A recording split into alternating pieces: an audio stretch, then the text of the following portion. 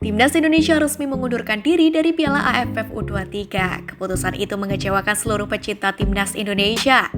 Namun siapa sangka di balik pengunduran diri itu menjadi satu keunggulan bagi Timnas Indonesia. Apa saja keuntungannya? Kini Fair Play Space akan menyajikan beritanya sebagai berikut.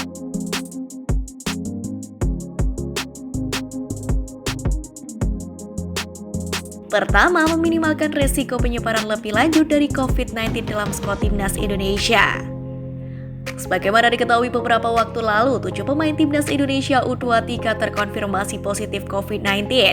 Mereka adalah Ronaldo Kuateh, Muhammad Ferrari, Bari Fatari, Taufik Hidayat, Irfan Jauhari, Ahmad Vigo Ramdhani, dan juga Cahya Supriyadi.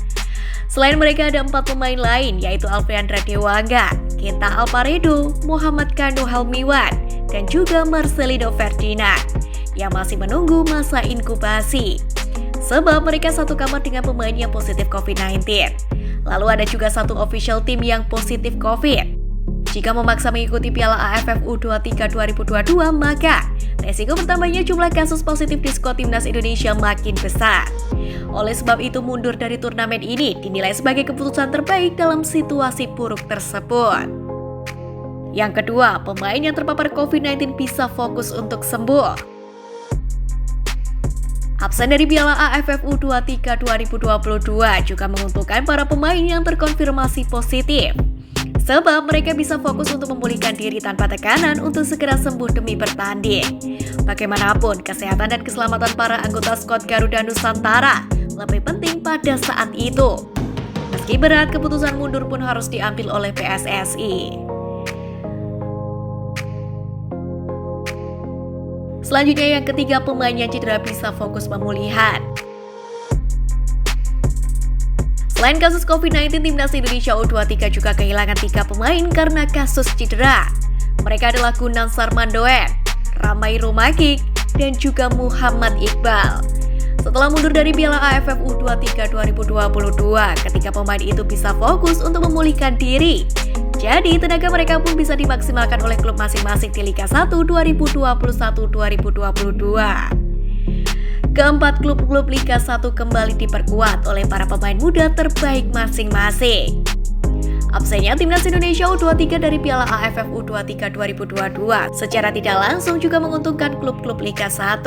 Sebab klub-klub itu bisa mendapatkan kembali para pemain muda terbaik mereka. Dengan kompetisi yang berlangsung dalam jadwal yang amat padat dan makin memanas mendekati akhir, setiap klub butuh semua pemain dalam skuad untuk menuai hasil positif dalam pertandingan. Kemudian yang kelima, Sintayong bisa fokus ke kualifikasi Piala Asia 2023. Absen dari Piala AFF U23 membuat Sintayong bisa fokus ke babak ketiga kualifikasi Piala Asia 2023. Timnas Indonesia tergabung ke pot 3 dalam fase grup ini. Sekedar informasi, undian babak ketiga kualifikasi Piala Asia 2023 sejatinya akan digelar pada 24 Februari mendatang. Nantinya 24 tim di babak ketiga kualifikasi Piala Asia 2023 akan dibagi ke dalam 6 grup yang setiap grupnya berisikan 4 tim. Nantinya ada 11 tim yang lolos otomatis ke putaran final Piala Asia 2023. Mereka adalah juara grup dan 5 runner-up terbaik.